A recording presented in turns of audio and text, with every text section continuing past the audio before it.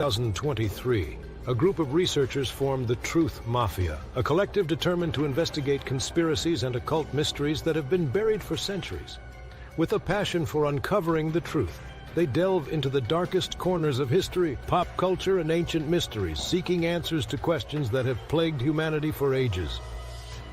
The Truth Mafia is led by TOMMYTRUTHFUL, a man shrouded in mystery and intrigue, dedicated to uncovering the hidden truths behind some of the world's most perplexing and enigmatic phenomena. Their research has led them down countless rabbit holes, from deciphering ancient symbols to exploring the hidden meanings behind popular media and literature. Despite the risks and challenges they face, the Truth Mafia remains steadfast in their quest for knowledge. Will their investigations lead to groundbreaking revelations, or will they unravel an even deeper web of secrets and lies? Only time will tell in this ongoing saga of conspiracy and intrigue. Welcome to another episode of the Truth Mafia podcast with your host, TOMMYTRUTHFUL. I got a special guest with me today, my brother Juan from the One on One podcast, and we're going to get into alchemy. We're going to cover a bunch of different things, but how you doing today, brother Juan? What's up, Tommy? How you doing, man? It's Doing been a all while, right. huh? It's been a while. I'm happy it's Friday. I'm glad to be here. And thank you for having me on, bro. Is that Nicolas Cage in the It back? is. It is Nicolas on The the pillow. great Nicolas Cage, all right? The great Nicolas Cage. Yeah, man. So I have a question for you, brother Juan. I know you're not into sports, neither am I. I really can't stand any of that stuff. But it is a form of high ritual magic, what they do at these sporting events. And did you see the color codes there? Do you believe that represented the marriage of the Red King and White Queen in alchemy? The symbolism of it?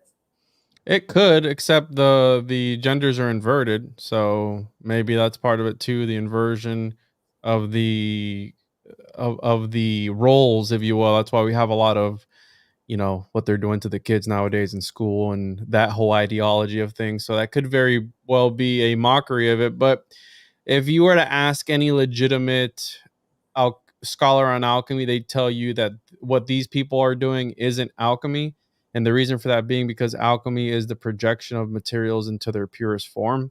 And so, if anything, maybe it is a perversion of some alchemical science or technology.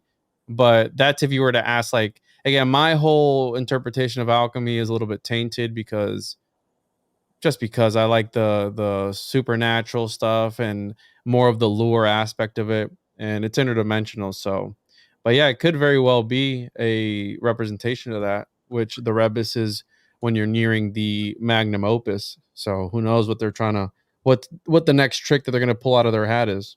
Yeah, I mean, it was pretty crazy, the whole event. He had that brooch on his chest with the phoenix on it. I mean, the whole thing was about a phoenix, if you really go back and watch it. And the did you see the thing on his back though, bro? What was that? I think I saw your post on it. I mean, it looked like his wires were in his skin, bro. Maybe it was some tape, Tommy, that they put over, like some brown tape to cover it, and just they put it in that crevice of his back. I don't know, man. I don't know. Maybe people think he's a robot. Just think about it, Tommy. If these people were trying to quote that this guy's a robot or whatever it is, you think that they would let him take his shirt off? You think that they would allow that? You know what I'm saying? Yeah, that's true, but he definitely looked pretty crazy up there. And then when I seen him sweating leaning up against that girl, all I was thinking was herpes. Yeah. No, he's all these guys. I think if anything, a lot of these celebrities are homunculus in a sense, and not in the alchemical homunculus, but more like moon children, where they're born at a certain time of year, certain time of day. And we know that a lot of elites use surrogacy. So who knows if they were brought forth for specifically one purpose. A lot of these families are connected.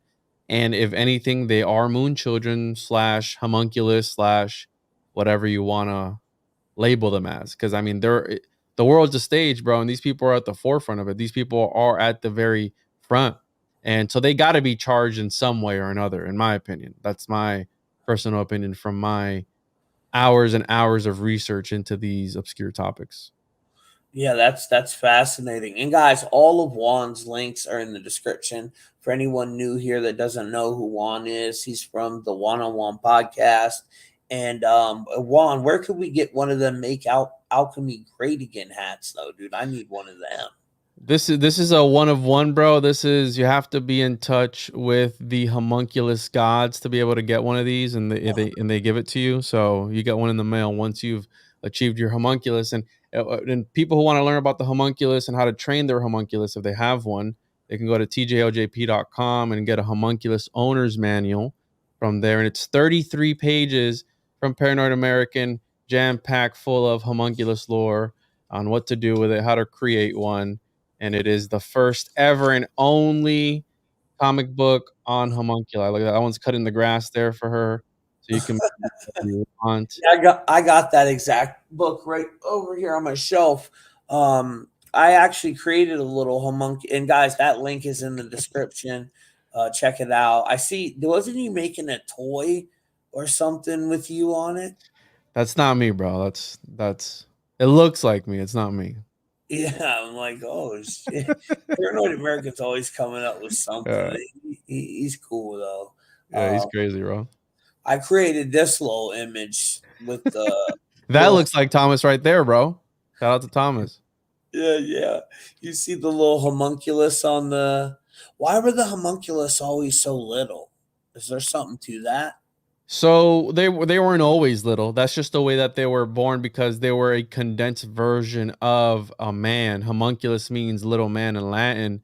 And if you let them grow, they would grow up into what some people, Paracelsus talked about, mythological creatures. So giants, some would turn into dwarves, some would turn into maybe Bigfoot, dogmen, who knows? But a lot of these things stem from alchemy, and they weren't always little. You could let them grow up and they would divinate for you, they would prophesize for you. So think about all those concepts that I'm talking about and how the elite might be more intrigued into having a homunculus. Now, the idea of a homunculus, Crowley wrote about it and he simplified things. And this plays into, and this is why it's so important about the elites, because a lot of people talk about these elites being clones.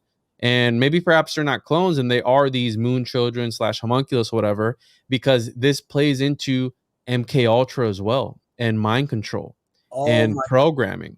dude, I can't believe you just said that. You know why? And you and before we went live, I didn't tell you nothing about what alchemy was connected to with Gematria except the D Mm. wave, right? Mm-hmm. That's the only thing I told him before the live, guys. And if you look at in the Chaldean cipher, alchemy is 22, which 22 is the master builder Whoa. number. And guess what else is 22? MK Ultra.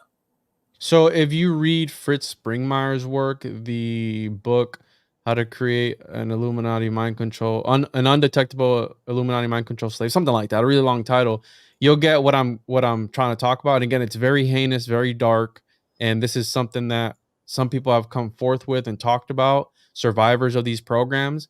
And so think about creating an entity, so like an AI, to complete one task. So that's like a golem type of thing. And so apply that to a person. You create this person to do one thing in Hollywood. Look at all these Hollywood kids that come out, dude, that they're not okay. Look at Amanda Bynes, dude. Oh, yeah. She's not all there. The other guy from That's So Raven, what's the guy's name? You know who I'm talking about.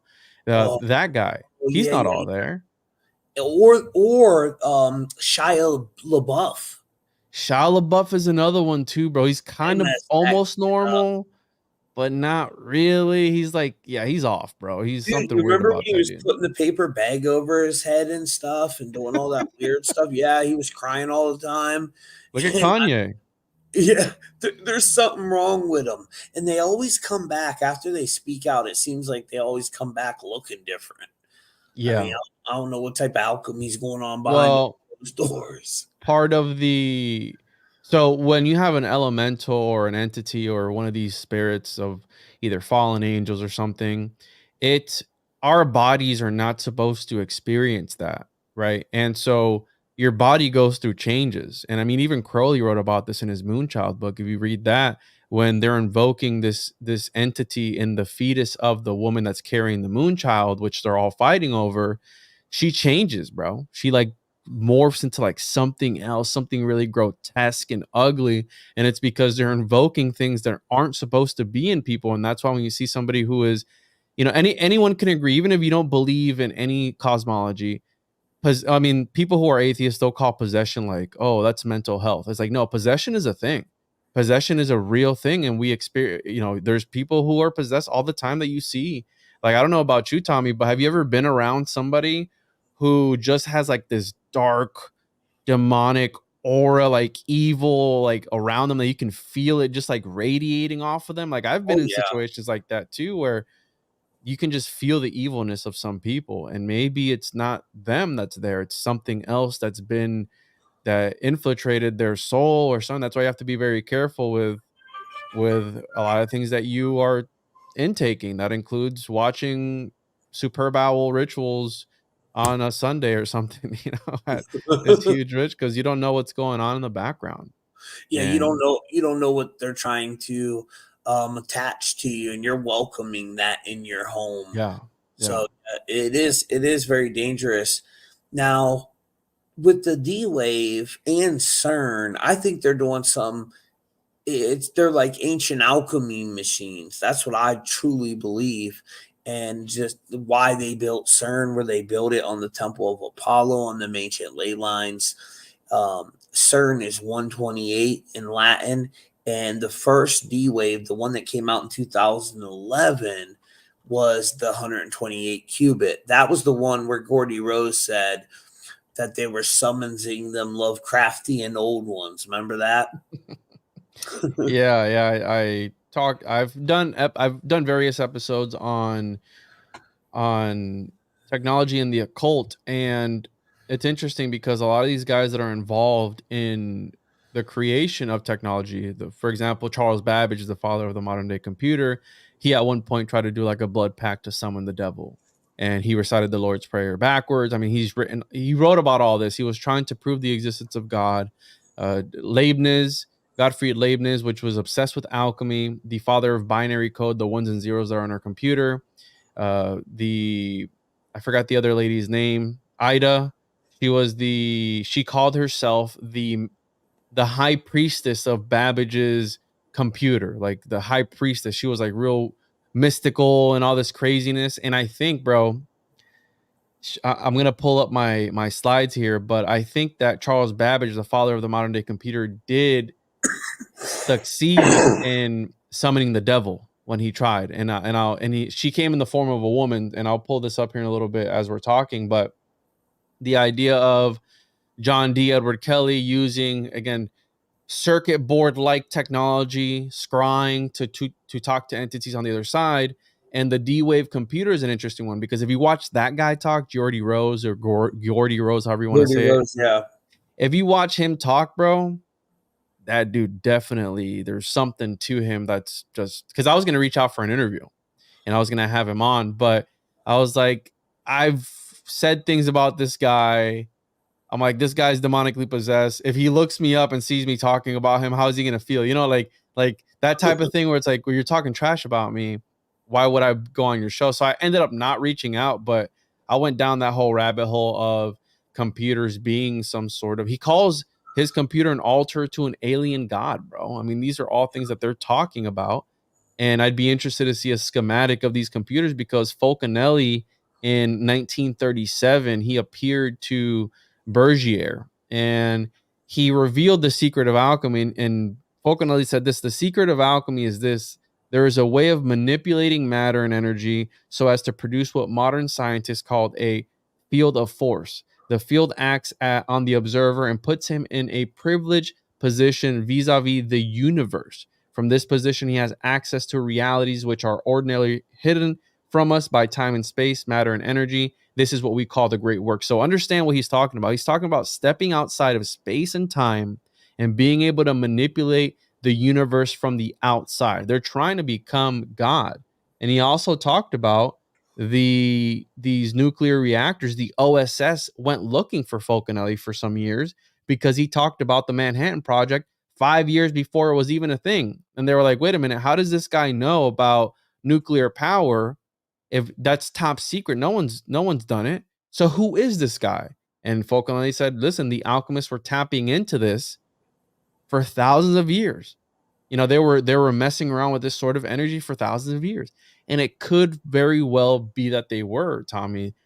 We don't know. I mean, we only have stories of these transmutations, and you're going to have people who interpret alchemy from a spiritual sense, which is fine too, from a literal sense, which is okay as well. And so there's various forms. Manly P. Hall talked about the alchemist working on 4 different dimensions simultaneously. Okay. So there's that aspect of it where like people, oh no, these symbols meant this. And it was about the lead and this and all that stuff. So, bro, don't worry about it. It's all just a whole mumbo jumbo for the faking, for the forgery of things, because that's part of the alchemist as well, that he could have been this charlatan, right? Like part of alchemy was to deceive.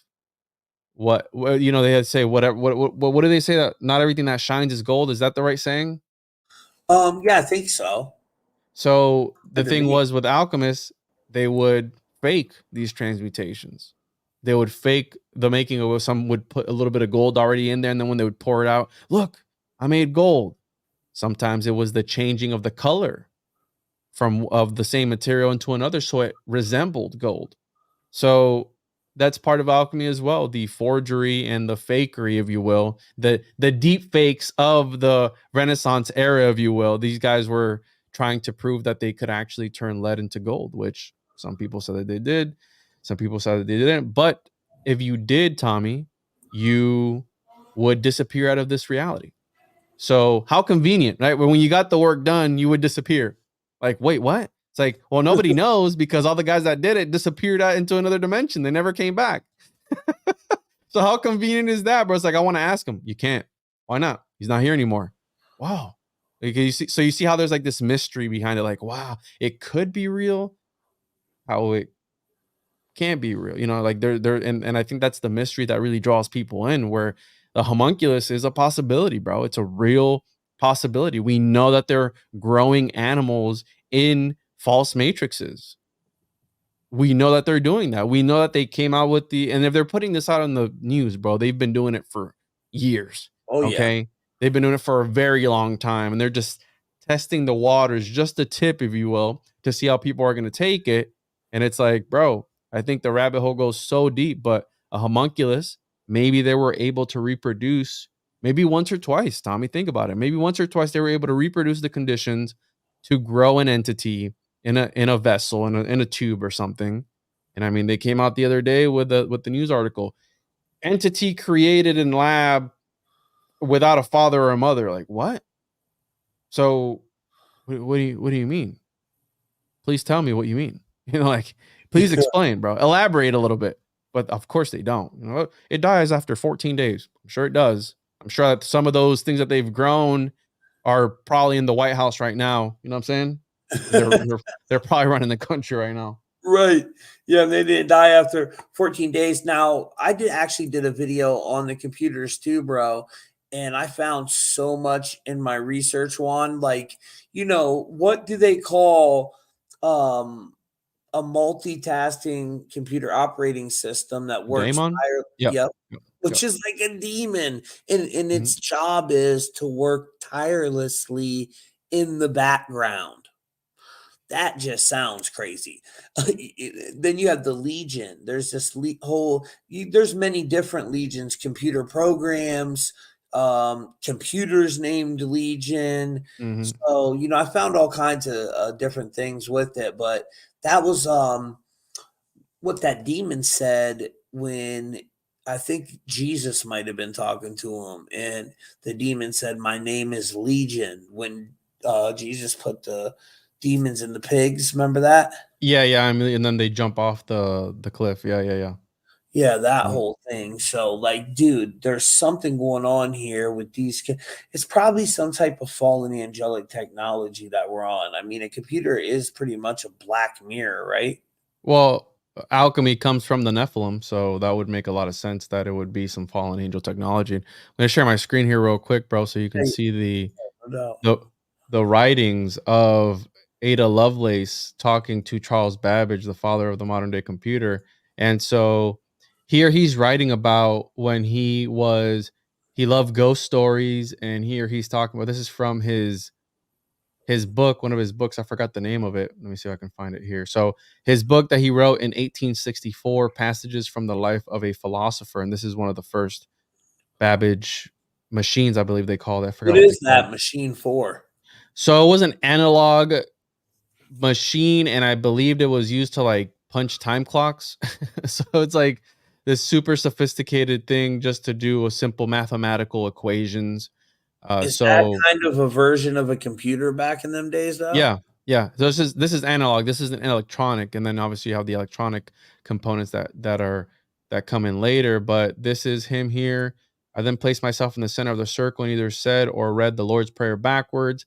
This I accomplished at first with some trepidation and the great fear towards the close of the scene. So he's talking here how he did the Lord's Prayer backwards. He drew a circle and tried to invoke Satan, the devil. Okay. And so you have Ada Lovelace, which was a close associate to Charles Babbage. And she was a very smart woman, one of the smartest women in history, English mathematician, writer.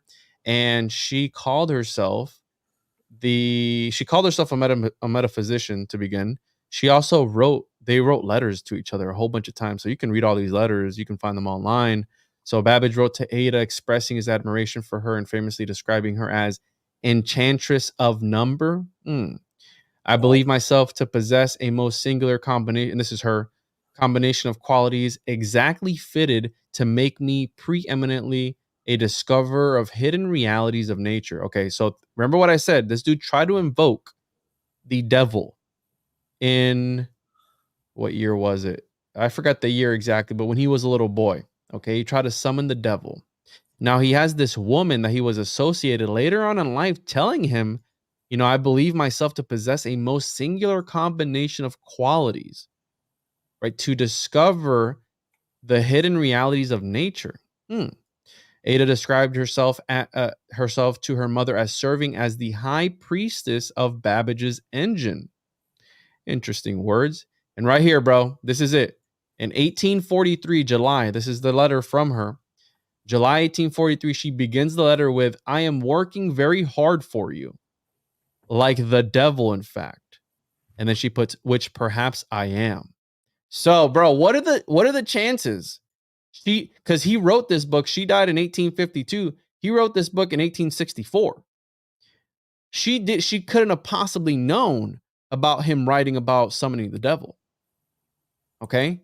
And this right. is the guy at the forefront of the modern computer of what we're using right now, bro. Look at this. This thing I'm using right now came from this dude talking to this girl. All right. And then she asked for some specific reference, da da da. And they were probably talking in code here. I want to put in something about Bernoulli's numbers and one of my notes as an example of how implicit functions, da da da. Give me, all right, here. Uh, as an example of how an implicit function may be worked out by the engine without having been worked out by human head and hands first. So they were trying to get this thing to think for itself or something. And I think all these letters that they exchange were written in code, bro. I mean, that's my personal opinion. But she says here, that brain of mine is something more than merely mortal, as time will show. Bro, that's interesting to be talking like that. Why are you talking like that? Tommy, if you talk to me like that, I'd probably be like, bro, get away from me. You know what I'm saying? Like if you told me I'm working very hard for you, Juan, like the devil, in fact. What? Shut up, Tommy. Don't talk like that. Like, who are you?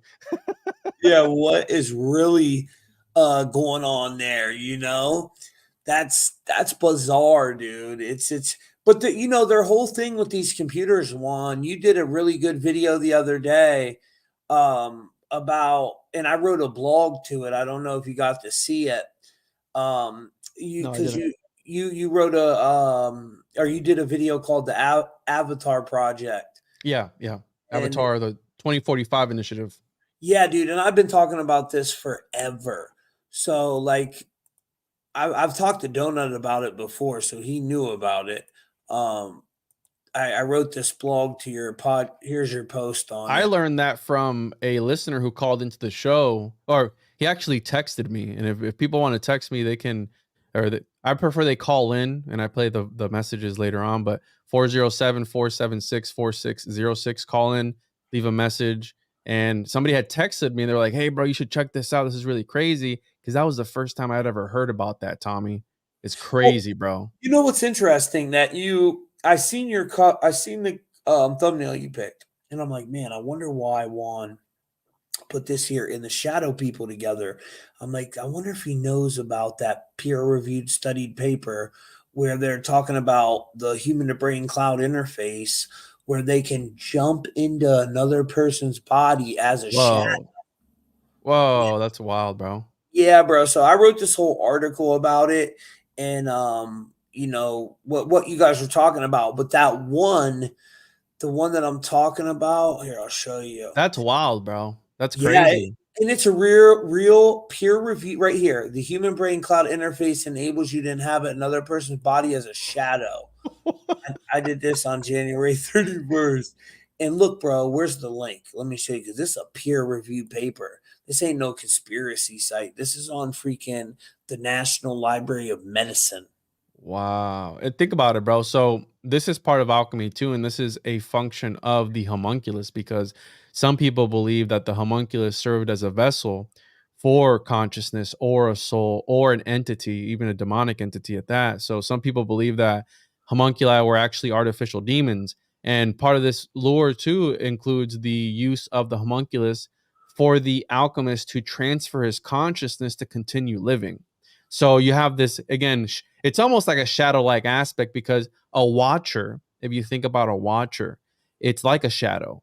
And a watcher sometimes is sent out like an egregore or a tulpa or a thought form to do the task that that magician has sent it out to do.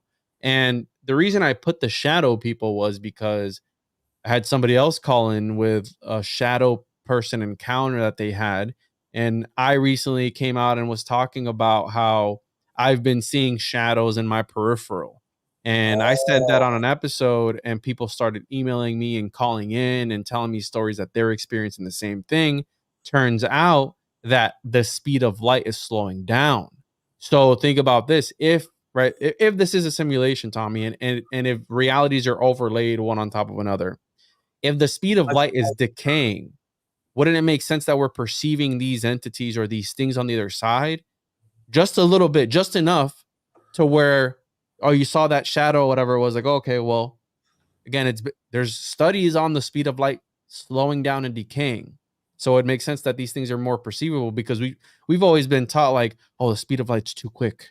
You can't you can't even fathom how quickly it goes. And what it's do you like, well, think it's slowing about down. everything in this reality might be coded like a computer program at the speed of light, and then when you break past that, that's how you know you can escape this reality. That's my kind of my theory on it. But dude, I've had some crazy um situations with shadow beings. I told my people before, one night I felt crippled. I couldn't move or nothing. Like I was totally crippled. I could just move my eyes.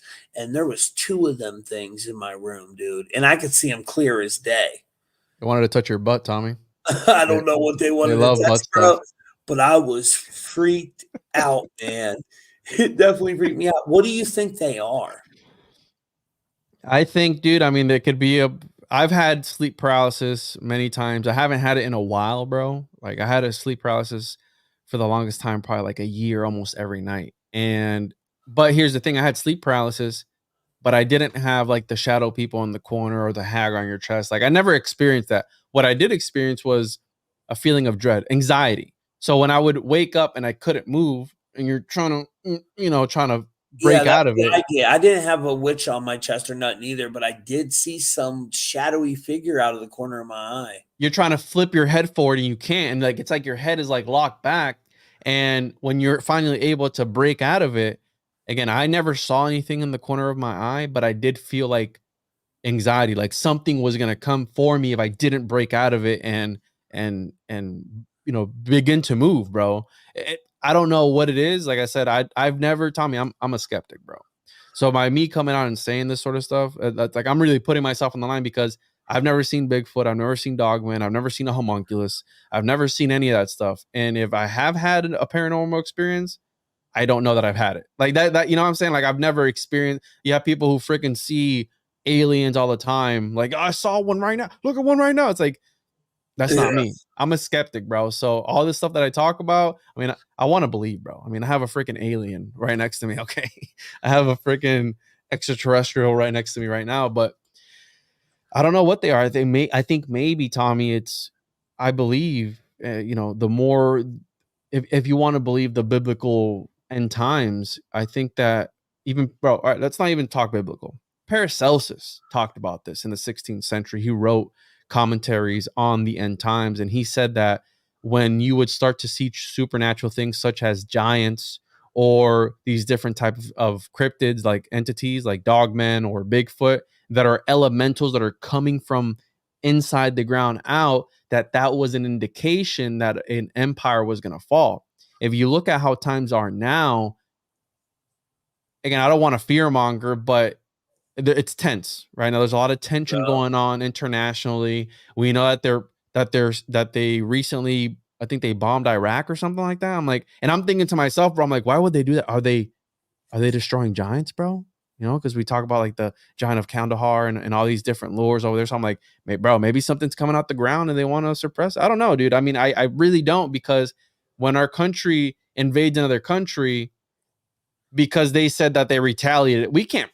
What say do we have in that? Did you see the video in Thailand of the giant on the freaking mountain? No, that's new to Yeah, me. there's a video going viral. In Brazil or in Thailand? I saw one in Brazil. I seen that one too. No, this was one in Thailand. There's a bunch of them lately that's been going viral. But dude, with what they're messing with that alchemy machine CERN, I believe they are opening up 100%. And Inner Earth is probably a portal to another type of dimension. All the movies show it depicted as that. If you watch the new Monarch Legacy of Monsters, when they travel, a show? Yeah, it's really good, bro. You What's would it called? like it. Monarch Legacy of Monsters. And it's based on it's real good. It's Godzilla, bro. I love Godzilla. Godzilla, King Kong, but it gets into it so good, like stuff we never knew from the movies. And when they travel to Inner Earth, first of all, when you get down there, you stop aging. So when you're down in Inner Earth, you might come out thinking you only been down there for a couple weeks, and up here 30, 40 years went by. Time's different down there, and it inverts gravity too. When you go down, it flips it, and it's a portal you travel through, a dimensional gateway to get there, dude. It flings you at like thousands of miles in an Antarctica, hour. right? Well, there's many different ways in this Legacy of Monsters, but yes, one of the things was in Antarctica, that where they went down and had Kong. I think that one was in Kong versus Godzilla, where they had Kong take him down there, and he went in through Antarctica. But those are interesting. Those are interesting concepts that they. I've always found it fascinating how we're able to come up with these ideas. So the person writing that story and again, a lot of these movies, Tommy, were born during the Great Depression. I call it the pantheon of Hollywood. Were born during the Great Depression. I was like, wasn't it a really bad time? Where was the money coming from? And it turns out people were going to the movie theaters to escape from this reality and live in the movies in some sort of way. So you have White Zombie, you have King Kong, you have Dracula coming out when all that was happening. And it's like, if you look at the cycle, it repeats. AMC was a meme stonk. There you go, me using the mimetic magic. It was a meme stock. You had Elon Musk talking about stonks and all that stuff.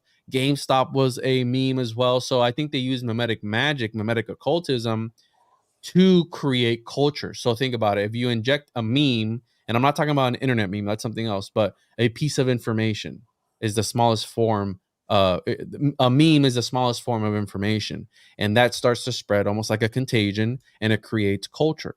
So think about the elites. they'll inject all these ideas, and maybe conspiracies are part of that too, bro. Who knows? I mean, there's a conspiracy culture.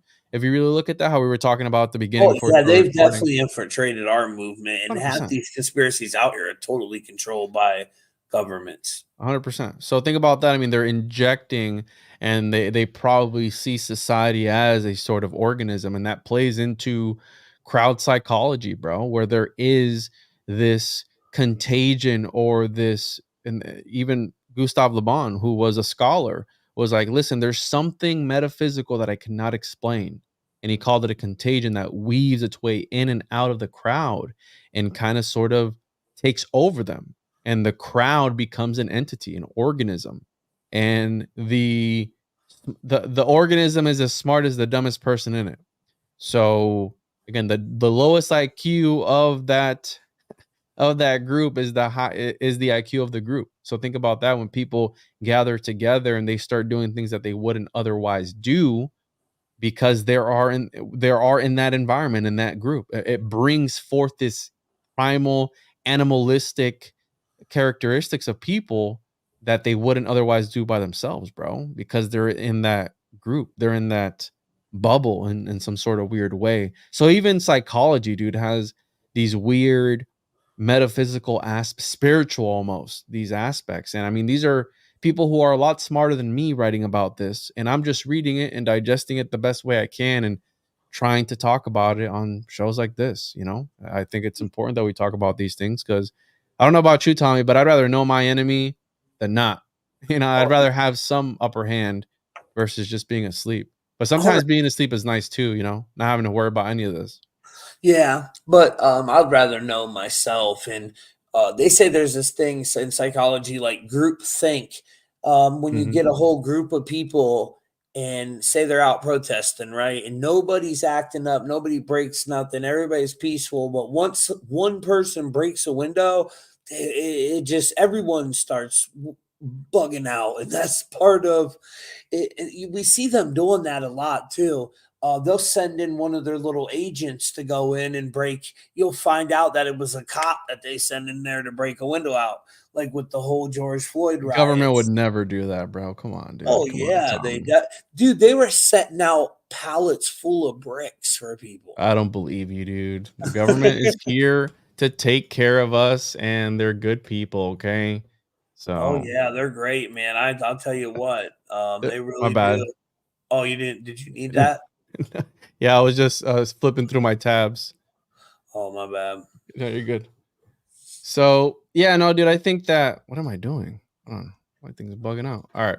So, I think that yeah, no, the powers that be, if they're lizard people or not, who knows, but again, it's all, I think it goes back to occult principles. And I've always think about this, Tommy. This is something I always think about. It's like, why would CERN want to clash atoms together?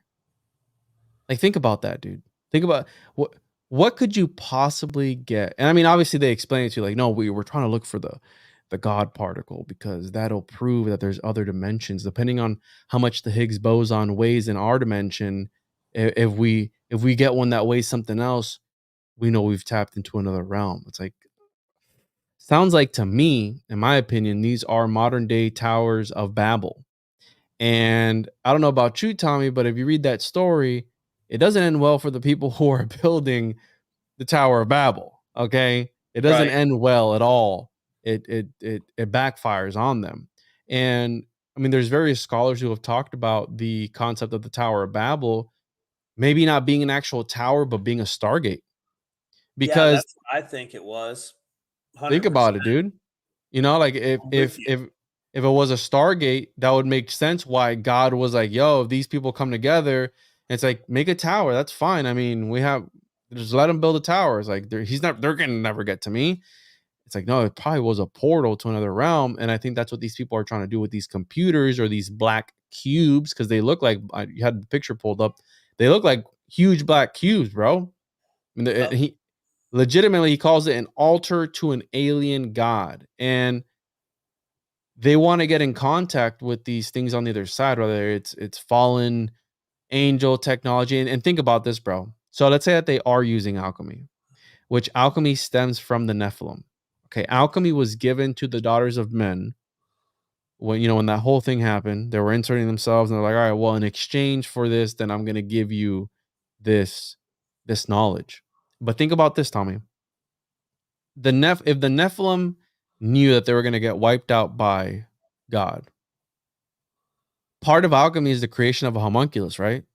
Well, if they were like, all right, we're going to teach this science to these people, that way later on they can create a homunculus, and boom, I can inhabit that homunculus and be in this realm again. So it's almost like a fail-safe type of system where they taught it to the daughters of men, knowing that they'd use it, and they're going to make these vessels for them. And if you think about like the cow mutilations and what they're doing with all that blood, some people say that the government has some sort of secret avatar program, like where they're gonna download people's consciousness, or it's like the movie, was it Hellboy? What's the Oh, I movie guarantee they are. with the I army? guarantee they already have that, bro. The I Golden guarantee. Army, bro. You seen that movie? No. Hellboy, the Golden Army, where they're making these little robots, almost like androids. Oh yeah. I did see that one. Yeah, Hellboy. Hellboy, the Hellboy 2, the Golden Army. Yes, I did see that one. It's been a long time since I watched. 2008, bro. Damn. I'm getting old, dude. What's the newest Hellboy? I'm Because not that last one was pretty decent, if I'm not uh, mistaken. But yeah, dude, I think it's all Stargate technology they're messing yes. with, and that's why we see that 8-pointed star symbolism a lot too. They called it the Star of Anana, the Star of Ishtar. It's Anu's star, and that 8 is really big. The Ogdo, the 8 primordial creator deities that had the Mm-hmm. heads of serpents and frogs. The females, I believe, were frogs, and the males serpents or whatever. But so I think what Nibiru really is a dimension, bro, that they're opening up. This other dimension, like in Stranger Things, the upside down. Yeah. Um, that type of dimension. But we see that 8-pointed star symbolism with the Order of the Dragon, Vlad the Impaler's father. Oof. When you look into Mormonism, the Mormons, even the Union Jack, that's representation of the 8-pointed star. And my family's flag, the Basque flag, it's still the same um, representation. And they say that star does connect with Saturn, but the ancients would talk about during this event, some people call it the Phoenix phenomenon, some call it the plasma apocalypse. They said that there would be like this 8-pointed star that would open up in the sky, and these entities would come through it, which sounds like some kind of Stargate to me, right? Well, and think about, can you go back a few, bro? You had something up there that piqued my interest. Okay, which one? Let Can me you go see which one I was on. can you go Oh, back? by the way, Las Vegas has it quite frequently too. Was it this one Well, or this one? one more. No, the other way. The other Oh, way. Keep oh, going. I think it was this one. No, it was one before it was like the one after the quantum D wave one. You had Um, something up there. I'm trying to remember what it was. no, That one right there, the Google one. this one. So, do you have the name of it? So Sycamore, bro. Look at that. That's Google's quantum computer, the Sycamore. Oh, I think you already have it. So the Google achieves quantum Sycamore chip is so the Sycamore tree, bro, in Egyptian cosmology, it actually links the world of the living with the dead. And Google named their chip the Sycamore. I know, dude. So think about that. Think about it, like, again. You always got to look at what these people are naming their things after. And this was one of the ones that was like, wait a minute, dude. This there's something occult about this. And when you look up the lore of the sycamore tree, you go, wait a minute, that tree does what? It links both realms together. And when they Yep. explain to you what these computers are doing, they're doing exactly that. I mean, they kid around about it, but they go, yeah, we're reaching into parallel dimensions and we're extracting information from these dimensions, and we might use it. It's like, listen, dude, listen. All the times that my 1.5-year-old's trying to break into my room right now, all the times that I've seen this play out in movies when the people are getting information from outside sources. By outside sources, I'm talking about like these incarnate spirits or whatever, Nephilim, whatever you want to call them. It never ends well because it's usually for gain of that entity. So if you look at the Lovecraft mythos and the idea that these things were trying to break in, they were contacting him through his dreams. We were talking about being asleep and sleep paralysis and things coming to us in our dreams. Well, think about this. What if the dreamland, bro, is another realm, is another altered state of I'm consciousness that with you're it. able, you know what I'm saying? Like you can Yeah. access things in the sleep state. So if you can access things, things can access you. And I think that the H.P. Lovecraft's situation, he was being contacted by these great old ones, these elder gods that live outside of space and time. And through his writing, he brought them forth into this reality. And bro, you have the Typhonian OTO that uses the Lovecraftian pantheon for their ceremonies, dude. So they're using these entities for their magical purposes. Okay. Because again, that's part of chaos magic where you're able to adopt certain concepts and use them for your operation and then throw them out. That's why I believe these Super Bowl rituals are so powerful, because they do it the same time every year, every time, bro. And they hit all these points all around the globe, dare I say, right? All around the world doing or on the US doing the Super Bowl. And they're charging these lines, dude. They're charging these dragon lines. They're charging these ley lines. They're charging all these parallels that they're on, and they use it for, again, I believe it's to transmute that energy and put it towards something else. And that something else, I don't know what it is, but use your imagination as to what they could possibly be doing with the energy that you just gave to them, the attention that you gave to the time that you sacrificed by sitting in front of the TV watching this, the money that you made them. Okay, you're the product. If it's free, you're the product. The MK Ultra program that you sat through the Super Bowl to, for what? You know what I'm saying? Like, and I'm not shunning anybody, but I'm just saying that it goes much deeper than people realize. And I think once they start to realize is when we can really start to make some sort of change, bro. I don't know. Where do you see all this going, Tommy? Are you doom and gloom, or is there hope for us at the end of the tunnel? I always like to think there's hope, but yeah, it's definitely it's that it, we're definitely going to be going through some type of like a wiping of the board, a cleansing, right?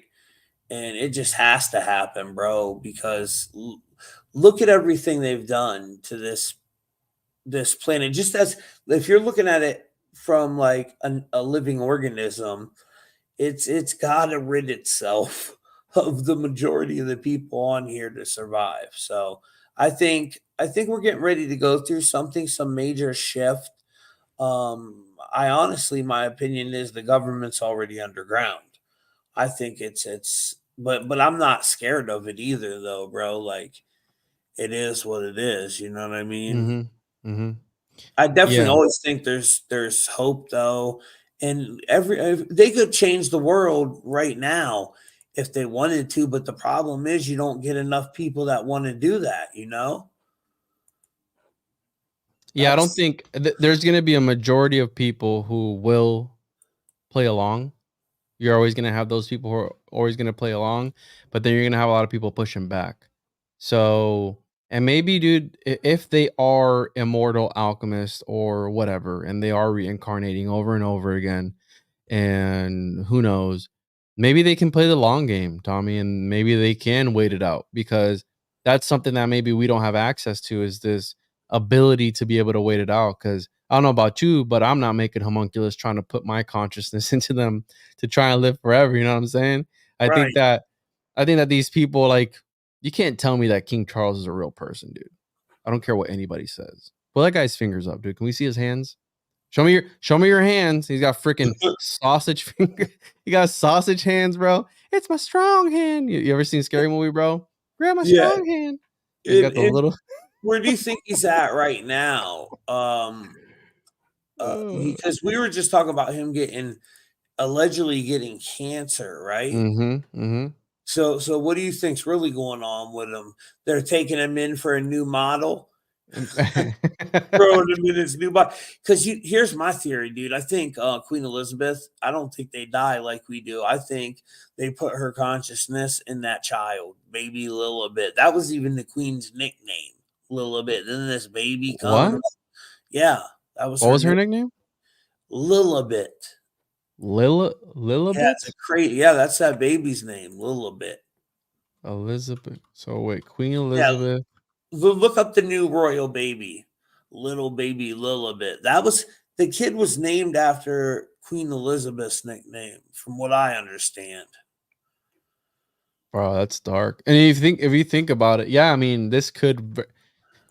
Yeah, I'm not saying anything. Okay, we're just speculating right Yeah, here. we're This is just this is speculating. this is for entertainment purposes only. But think about it. I mean, I've read some very heinous, dark stuff, bro, and the there's various technologies, if you will, that you can use to transfer consciousness, and I wouldn't put it past them that they're using these methods because think about it. I mean, if you Google right now, elixir of life, Bezos is trying to live forever. You know, Yeah. he's literally called the elixir of in search of the elixir of life.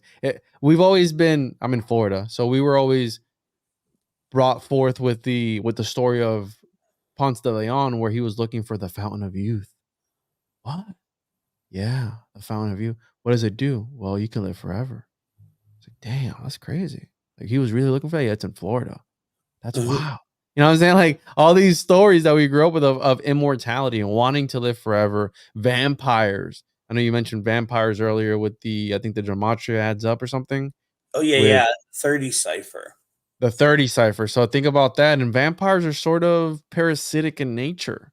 Yeah, that's the They, parasite cipher 30, which also reptilians is in that cipher. So are they one in the same? You know what I mean? That's what that I always wondered. Are they one and the same? Is that the entity? And is the fountain of youth really the thrill oxide?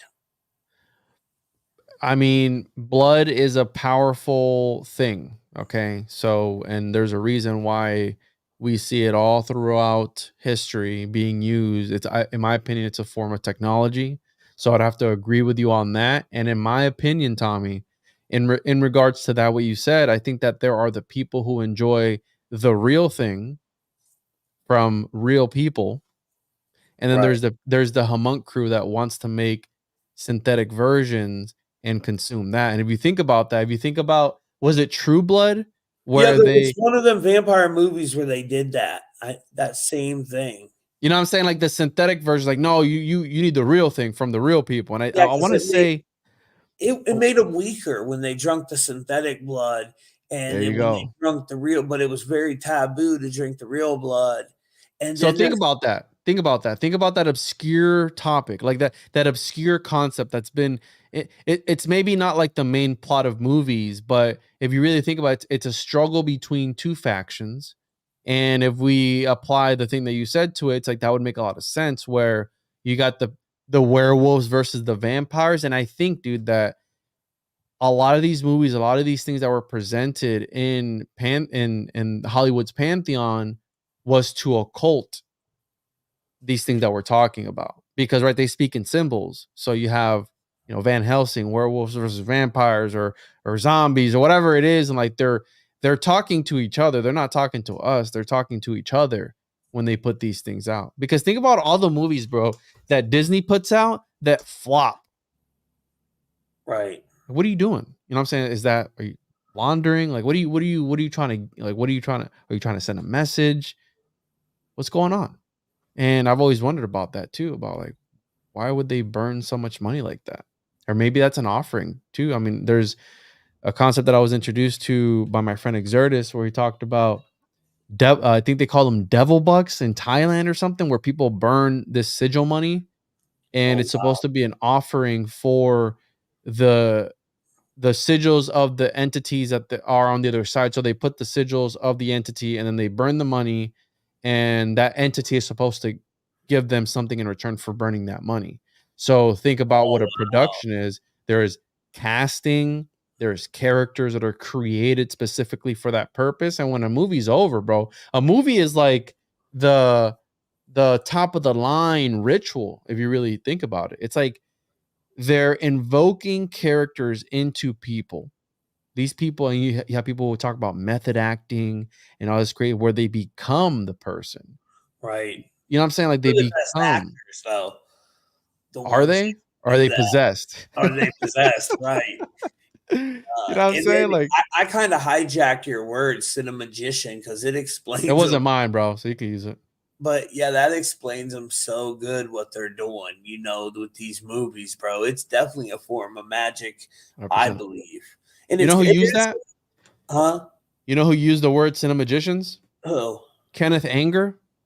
He was involved okay. with Parsons' ex-wife, Marjorie Cameron, and she was involved with the Moonchild cult and a lot of weird stuff. He wrote the movie The Invocation of My Demon Brother and some other really weird. He was involved with Polanski and all these weirdos in Hollywood. So that's a dark, dark rabbit hole because that Bro, links to a lot of So things. there's a whole theory on the Moonchild, and it's a crazy theory. I was telling Paranoid American about it the other day. I got to find the video, dude. They said that the Moonchild was actually born, and that the baby was taken to where they created the first nuclear bomb and put the fetus in the nuclear bomb, and it was some ancient ritual they did to rain hellfire on their enemy, and like that was in the bomb that they blew up over Nagasaki. You're talking about, so the thing that you're talking about is the jumbo, which is at the Trinity site. So if you want to pull up my screen here, Yeah. I And no, believe this is what you're talking about. I couldn't believe no one knew about it. Yeah, So that's it. That's the one. this thing here. So if you look at this thing, they never told us what it was for. This big jumbo thing that was at the Trinity site. So think about that in New Mexico, the land of enchantment, which not too far away from this, Tommy, was Epstein's Zorro Ranch. All Yeah. right. Okay. Which he was also trying to impregnate, I believe, was 33 women to spread his seed. Okay. And it's So 33 acres, 33,000 acres, Sorrow Ranch. it was 33,339 square feet. What a weird Oh, number, that's right? what it was. Okay. I knew it was 33 something in it. And if you follow Crowley's Moonchild recipe, if you will, instructions, that house, that property mirrors exactly what Crowley was trying to describe that you needed to do. So it's secluded in the middle of nowhere, in the middle of a desert, which was preferable because Crowley said that no good soul, I'm paraphrasing, no good soul. Actually, let's look this up. Liber de homunculo. Well, I'm sorry, culo is ass in Spanish, but bear with me here. De homunculus. Here we go. Right here. Let's look up the. Oh, there, Uh-oh. there's that chicken head dude. Yeah, Braxis. They Archon. they Yeah, took it out, bro. they took it out. Wow, that's Uh-oh. Hold on, hold crazy. on, hold on, hold on, hold on. We gotta find this, dude. Now we gotta Go find to this. the Hold on. Wayback Machine. I have a PDF copy, worst case. Hold on, let's see if it's this one here. Dude, they know that we're okay. Here it is. Here it is. So this is by Crowley, okay? And if we follow his instructions, he tells you exactly how to create a homunculus in these instructions. And if you look here, let's see here. He's talking about where to do it. So in the middle of a desert, for about 3 months, the fetus is empty of any soul. It then attracts an ego of a such nature as its own karma, nature, tendency, and the karma of the ego, etc., etc. So we're going through here, and he tells you where to go. So he's invoking, right, the soul of Isis by the soul of Mars, all this craziness. And He then, said it been obsessed by a dumb human. Did you see that part? well, he was talking about Victor Nuremberg there. He was talking about right here. So, thus one eloquent of an incarnation, or was it? Was up here. Yeah, I know what you're talking about. It's up here somewhere. Anyways, so he wrote about what you have to do exactly in this book. And right here, further, let a great circle be drawn and consecrated to the sphere of the work, and let the banishing formula, the Sephirah, especially Kether. So this big circle he's talking about here is right outside the Zorro Ranch of of Epstein that's near the 33rd parallel. It is in New Mexico, the land of enchantment. So think about that. All these things and these, what they call, what is, I forgot what Downard calls it, the mystical toponymy, where all, depending on the lay of these things is how, the timing and all this stuff relates to. And that's why, bro, like Nibiru, it being a parallel dimension is interesting, because think about it. If it requires a certain alignment in the stars, a certain Right. time of year, a certain time of something, it wouldn't be visible all the time, right? Exactly. Because you have to hit all those markers for it to manifest. So I like that idea, bro, that it is another realm or dimension. And maybe that's what Atlantis was too. Maybe it was one and the same, or who knows? Like, we're speculating because we can't prove any of this stuff. But the jumbo conspiracy was that at the Trinity site, they dropped this thing off, they blew the bomb up.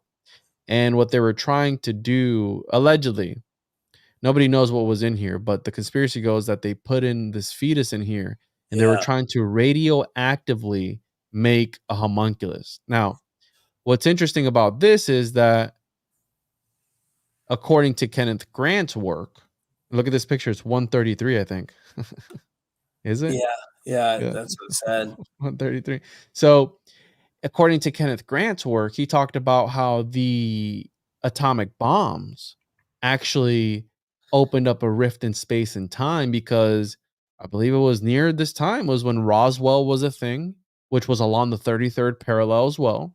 Yep. And they opened up a rift in space and time through they blamed it on Parsons too, doing the Babylon working ritual with L. Ron Hubbard of Scientology. So they might have opened up a portal, if you will, to another realm, and these things are coming in now. And I don't know, have you seen the news lately where they're talking about was the interstellar threat or something or other? Yeah, and just to let you know that 133 on that image, bro, Alien Agenda is 133. And they No. yes, it is. And they always said aliens are shutting down nuclear sites. They just had a freaking article the other day talking about that some alien was shutting down a nuclear weapon up in space. Did you see that? Whoa, dude. No, I didn't see that, but I've heard about those stories where they shut down whole missile silos. Yeah, so they're always connecting it to that, right? Which I feel is a form of predictive programming. So when they do their whole alien invasion thing, it's going to be something connected to nuclear war. Like we're going to have a nuclear war, and then the aliens are going to show up. Watch. Wow. So right here we have this last part here, and let the delivery of the woman be retarded or advanced so far as possible to secure a rising sign proper to such a child. Okay, so again, this is the simplified version, which Crowley knew about the alchemical homunculus because he writes about it here. Look, a human can only become a homunculus if obsessed by a demon to such an extent that the human soul is irrevocably expelled to the same degree as in death, and freed utterly so that it seeks a new tenant and is cut off absolutely from the old. So we have here, he talks about the alchemist. He mentions the alchemist here. The white tincture of the alchemist was the connection of the replica, etc., etc. So he knew about this stuff, and he made his own version, which this was written, I think, in 1914, I want to say, and Moonchild was published in 1929.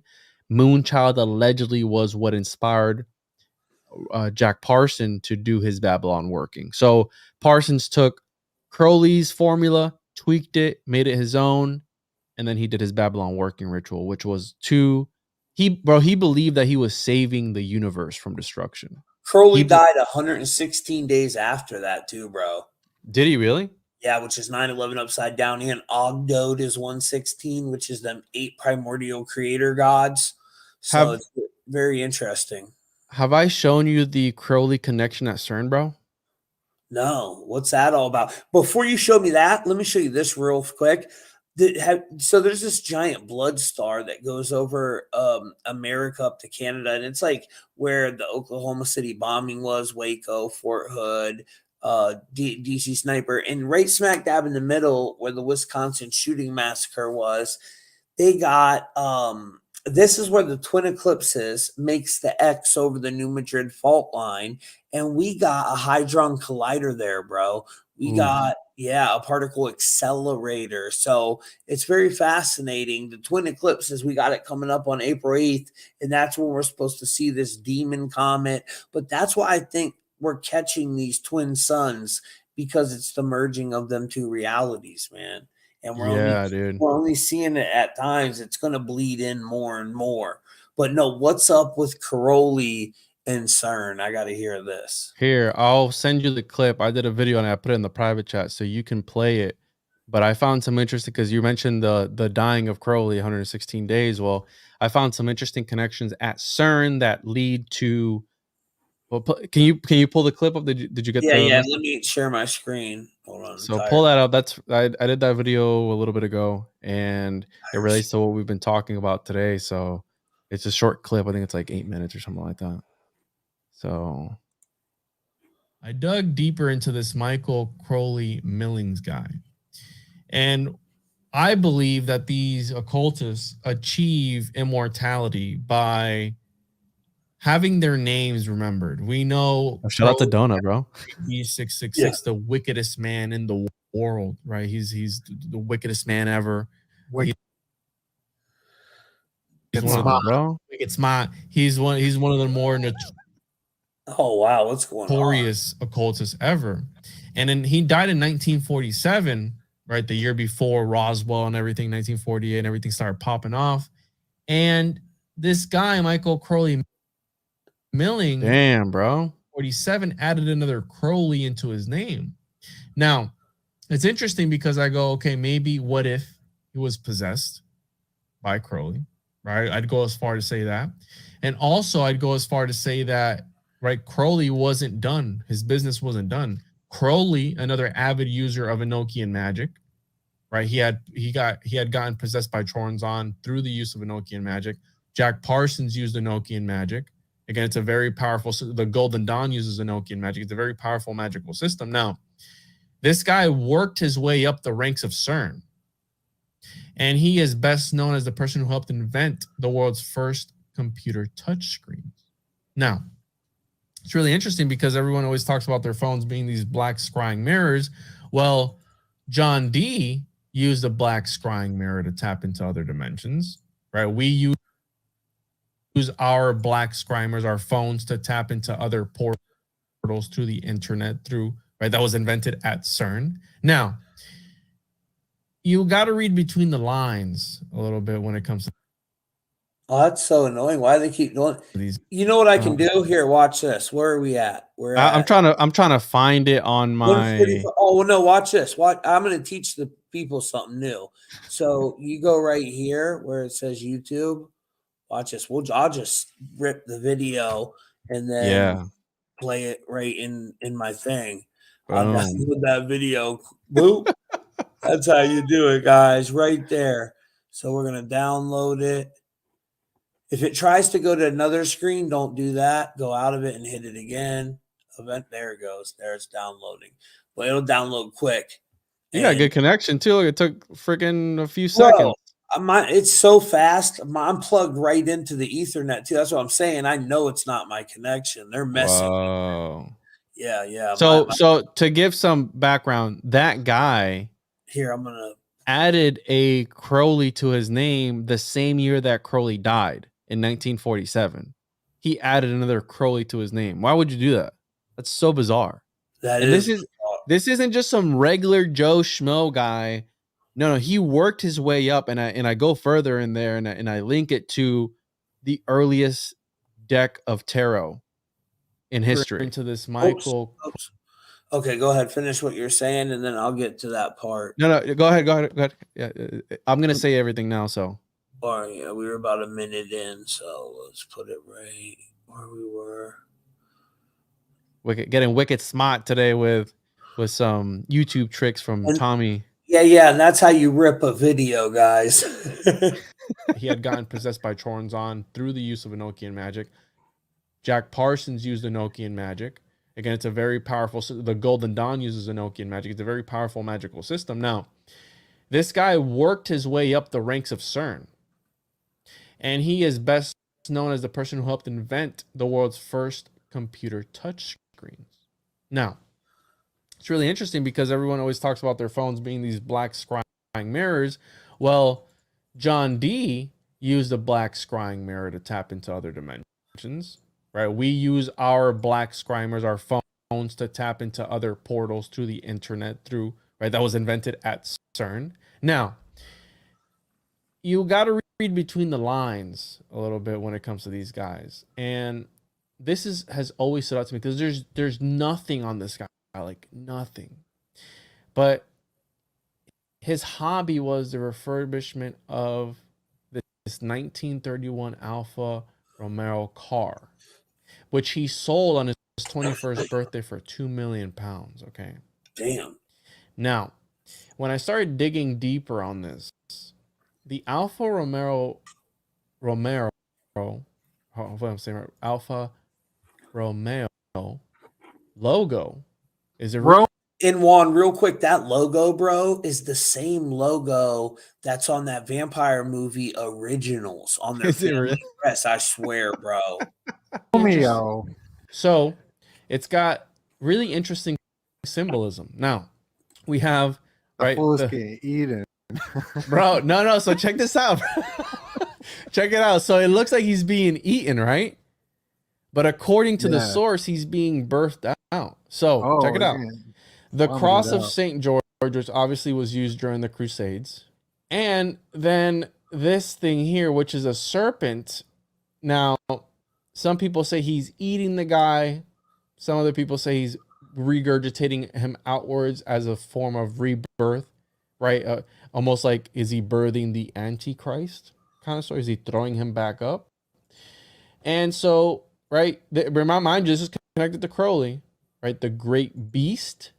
Okay, and this is the coat of arms for... He's got big chesticles. For the Visconti of Milan. Now, according to the Alfa Romeo representatives, the serpent is orally giving birth to a human being, coming out a, quote, new man, purified and renewed, unquote.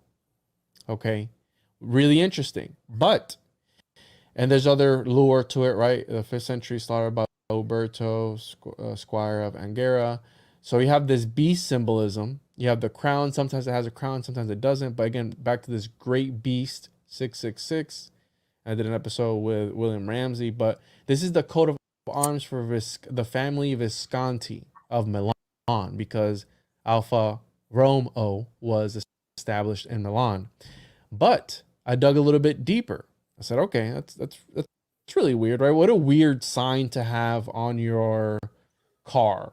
Okay, something that's immortalized. Okay, now the Visconti family was very powerful during the 14th and 15th century. There were nobility. I said, okay, that's fine. Let's go a little bit deeper.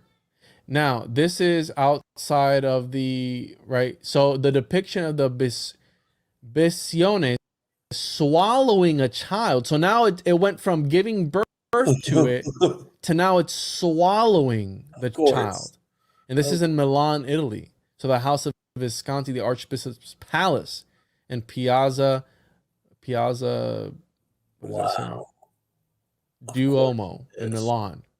Now, Bisione is big grass snake, Vipera, right? Showing an an azure serpent in the act of eating or giving birth to a human. It is a historic symbol of the city of Milan, used by companies based in the city. But it ultimately comes from Latin bestia, which means beast. So again, the Crowley connection, the great beast 666 connection. Now, other similar symbols, which I found really interesting, in early Christian, the art of the catacomb, the Old Testament prophet Jonah is depicted as a man being swallowed by a serpent-like Leviathan, a sea creature in the Hebrew myth. And then you have the Matzah, which is like a half serpent, half man chimera type of thing. So like a syncretism of this. And then we have here, right, the red man being either birthed from the serpent or swallowed. In some depictions, it has the crown, and some others it doesn't. Now, I dug a little bit deeper, even more deeper. And this family is linked to one of the first, if not the first, tarot decks ever to exist. Okay? And then that's not the weird part. Okay, that they commissioned a tarot deck. And some people will say that the tarot deck is connected to, again, it's a sort of code to be able to transcend your soul and elevate to another dimension, another reality, if you will, or like think about of Enoch turning into Metatron, elevating to another existence, to be able to control reality, essentially, is what they want to do. Similar to the Key of Solomon and the Sigillum of Amet, trying to become God. That's the whole thing behind the homunculus. You create the homunculus to gain godlike powers. One of the interesting parts of this tarot deck, which is one of the oldest, if not the oldest, is that they commissioned and he painted other members of his families into the major arcana. So not only did they commission it, but he also painted family members and incorporated them in to the tarot deck, forever immortalized. Therefore, again, this is how I think that they achieve immortality. Maybe if, as long as you remember their names, they exist in this alternate realm somewhere, floating around in the aether doing aether shenanigans. But again, this is linked again to the Alpha Romeo, which is linked to this Crowley Million guys who's kind of weird. And it's like, wait, what is he getting at? But then I'm not done, bro. I'm not done because I went even deeper. I'm like, what? So this guy, he was made champion of the Order of St. Michael and St. George. And what is he slaying in this? This is the thing, that the medal that they give you, which obviously is super. You have the lions and all this, everything. I mean, there's a whole bunch of symbolism in here. The M. Get them griffins right there, which would be a representation of Tataria if they are. Yeah, those are. I believe those are griffins. Yeah, half lion, half flying eagle. Dude, I guess. Did you notice? I think YouTube messed your video up on purpose because You see that? even after we downloaded it, it still tries to like have a skip in it. Like they did that to the video. They must not have liked what you was talking about here. Hey, bro, I'm just trying to point out the coincidences, bro. Oops, sorry. But they have this here, and it goes to Michael. That's slaying Tataria's the symbol beast, too. The other one you showed, slaying the dragon. So again, more dragon symbolism, and then I have here Edward Kelly, and his plates on the Secrets to the Philosopher's Stone, and it's like, why? What's the point of all this? Well, the point being right here, he's eating the red man, the red sun. The dragon is eating the red sun. Again, back to that symbolism, kind of, sort of. But what's it all about? It's about the Red King, right? The red, and about the magnum opus. It goes all back to the magnum opus of uniting the two opposites, creating the rebus, creating and the divine androgen, alchemizing reality itself. Right? Uniting of the opposites. Well, what's also the uniting of the opposites?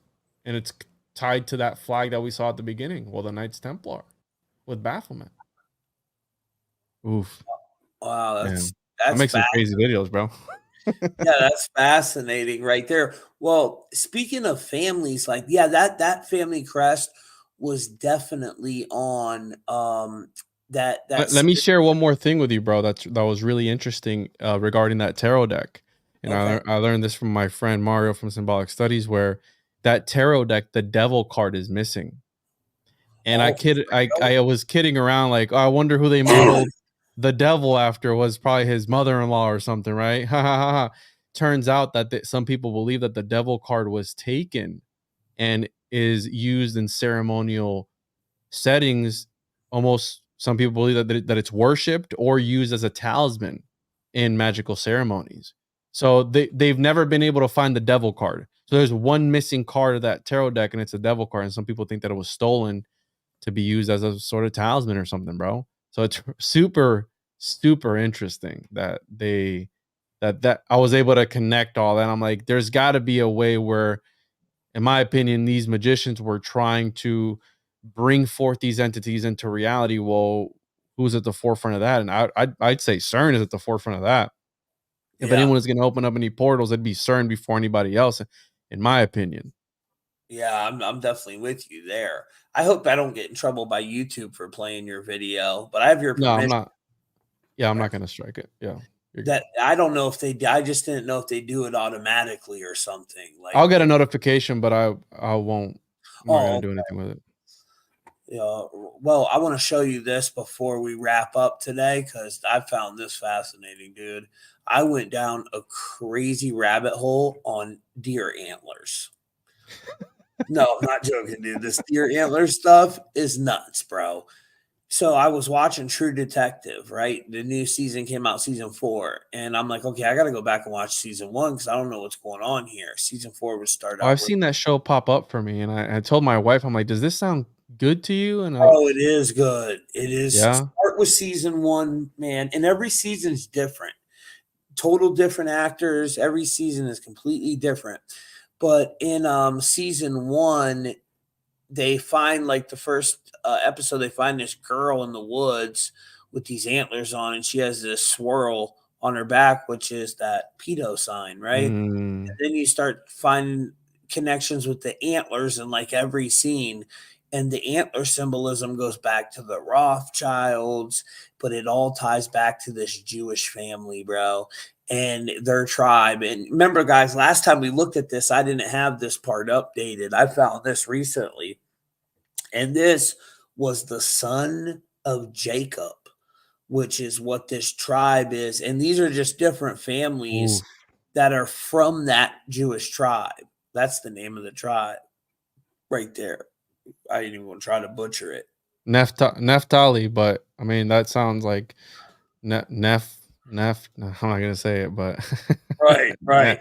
Nephilim. You know what I'm saying? Like, I don't know. Dude, and look at these are all houses, like one in the Netherlands, they're descendants of that tribe, the one in Poland.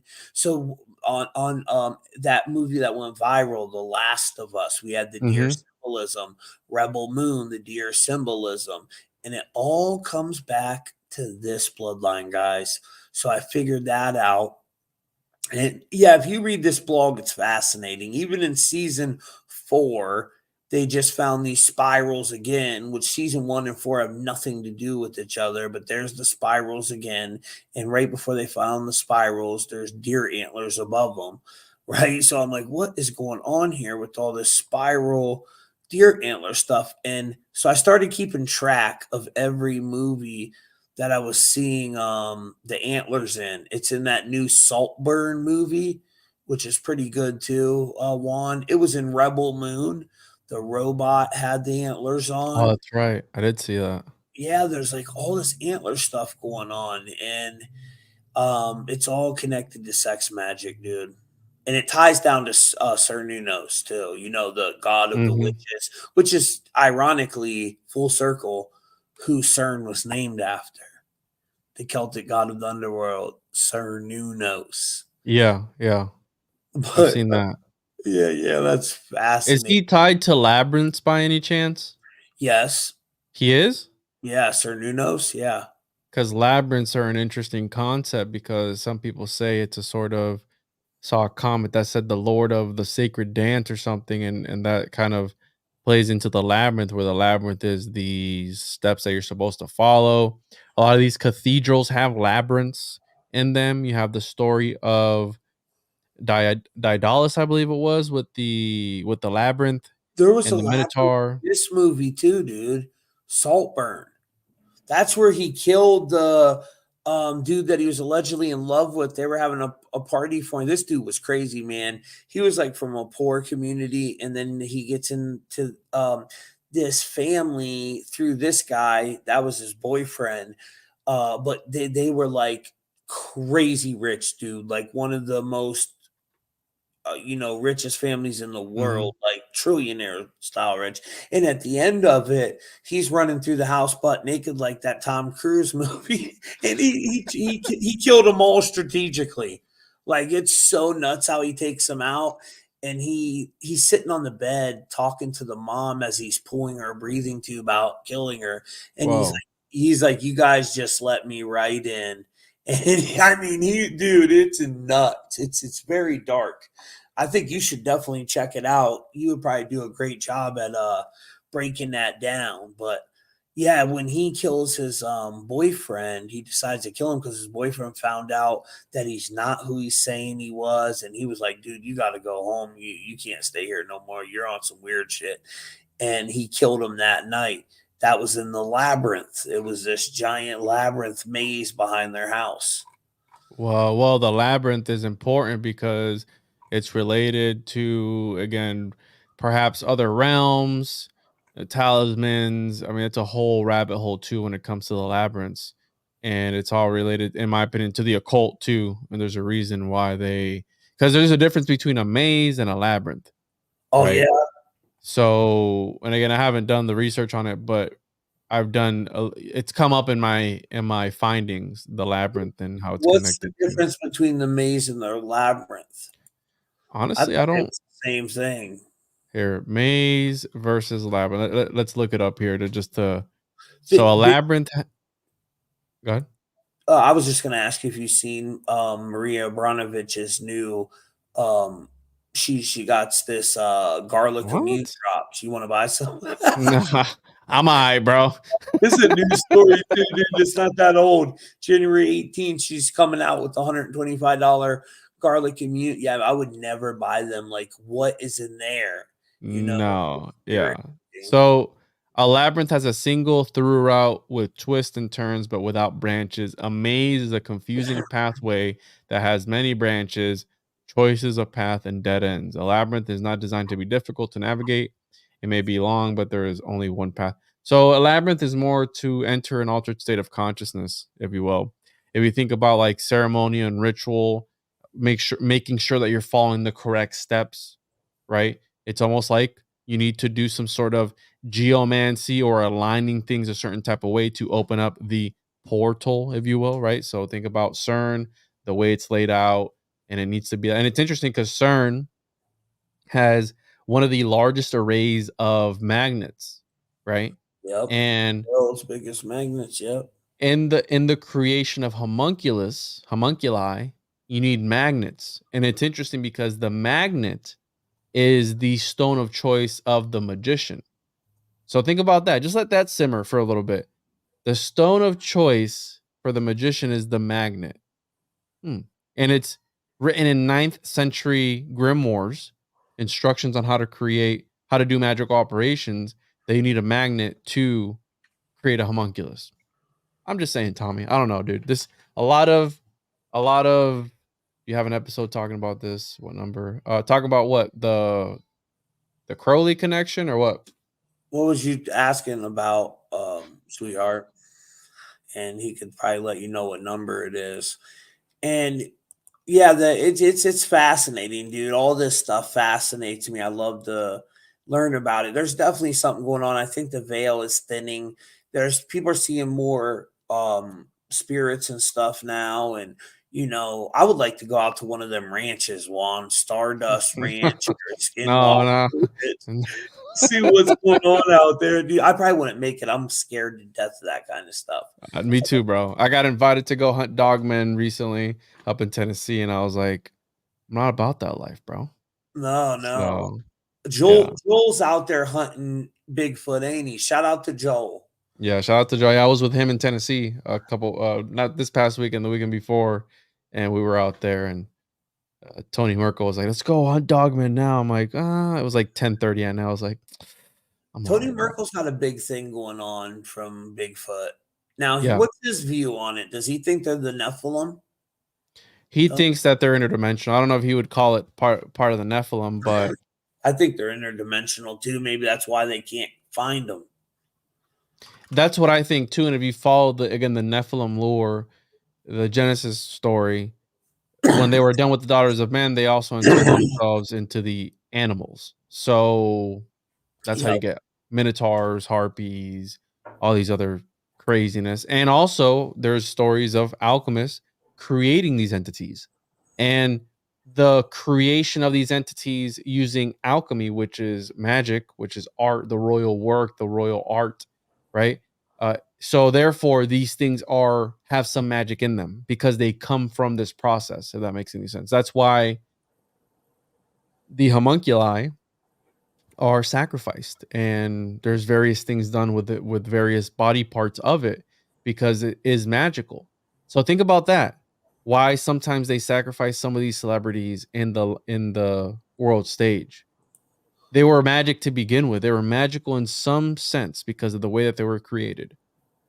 So when they're recycled, I guess they're repurposed. It's like, all right, we're done with you now. Now we're going to use you for this other ritual, if you will, because you have some essence, some magic within you already because of how you were created. So just interesting topics to and concepts to talk about. But you know, Oh no, it's I'm fascinating, dude, and I believe I mean, I'm on board. I believe they're doing it yeah, myself. I really do. yeah, I think they're doing all kinds of stuff. I think reality is much stranger than we could probably even fathom. You know, 100%. it's definitely fascinating to say the least. So, do you think Bigfoot is a negative entity or a good entity? That's an interesting question because Bigfoot usually people, and this is the example I've always used, when people see Bigfoot, they want to see Bigfoot again. Like it's almost like a friendly, gentle giant. Like, hey, it's big. It's like, you see him all the time. Like he's waving at people and stuff like that. And check this out, Tommy. What if that's a defense mechanism to lure people in, to make you feel at ease? So you go and you approach it, and then Oh, something happens. Because if you look at dogman encounters, so dogman, which is an interesting one that is very prevalent nowadays, when people see Dogman, it's almost demonic. And people don't ever want to see Dogman ever again. There's people who have allegedly been unalived by Dogman. There's stories. And dude, the one that really, like, what really drew me into Dogman and there being a possibility is when you go and you look at the cases in the LBL, the land between the lakes, and all the cases of wild dog maulings, that people get mauled by wild dogs, the yeah, attacks that are left unexplained. It was a pack of wild dogs. I was like, what? Yeah, yeah, we don't know where they came from. They just attacked the lady and they tore her to bits, and that was it. They're just wild dogs. yeah. Because we got them just running all over America, right? Bruh.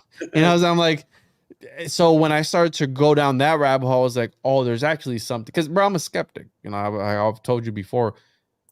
A lot of the stuff that I cover, Did you see that I made? Are you poop? Because they say that's why he doesn't exist because they can't find his poop. if it's an interdimensional, do interdimensional beings poop, bro? Is there Yeah, a way to do find that they out? even poop? Or is he pooping interdimensionally?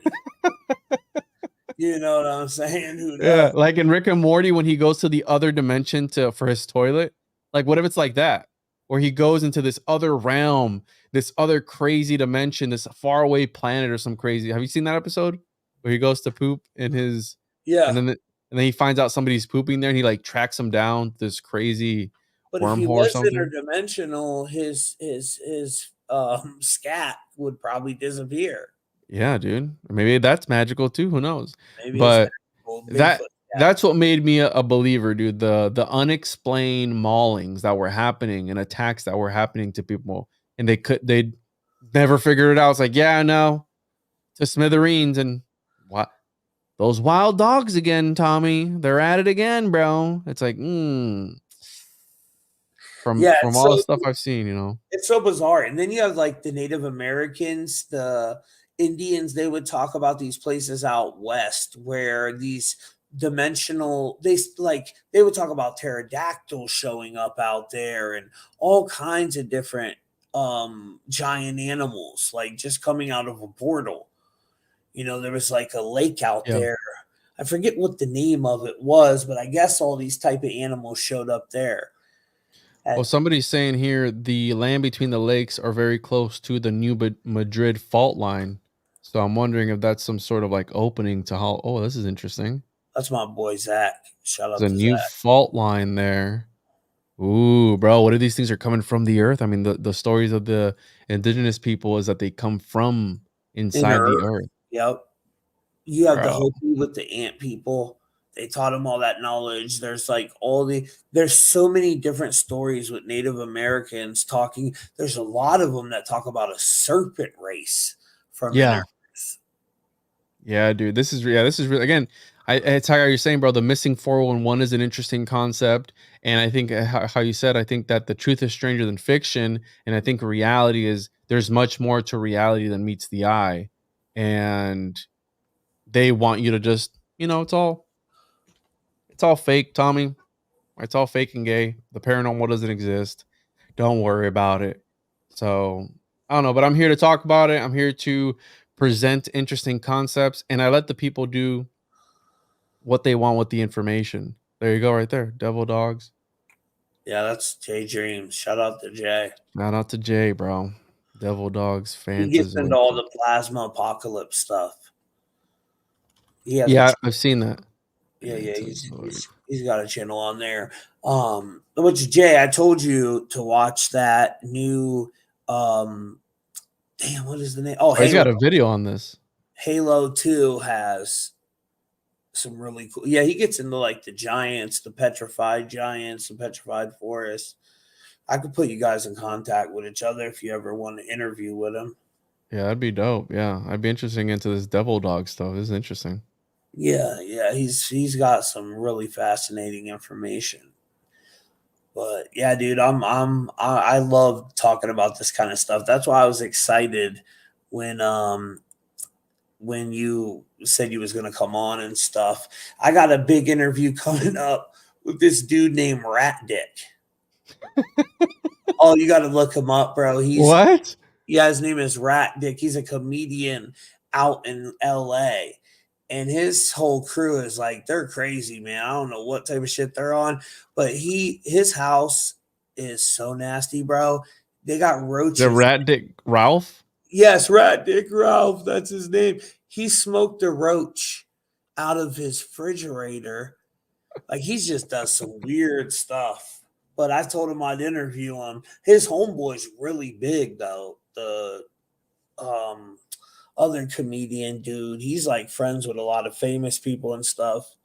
His boy, I think his name is Nick or something. I can't really remember his buddy's name.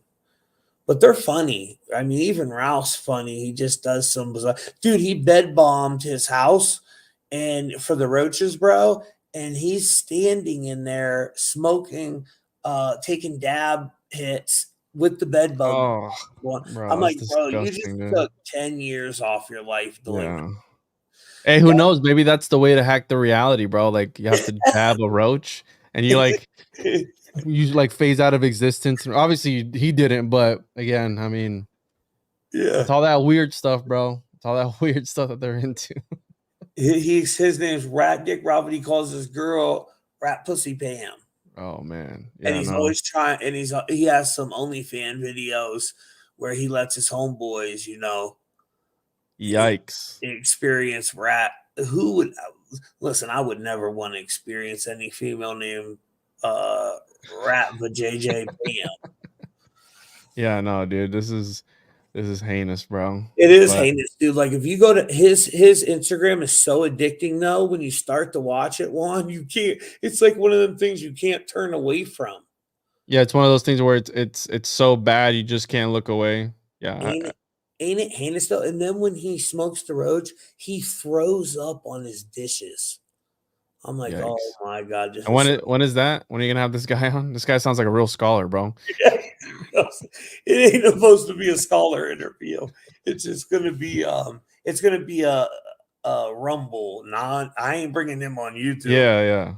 But it was just I just want to see what he thinks, like what's going on in his brain.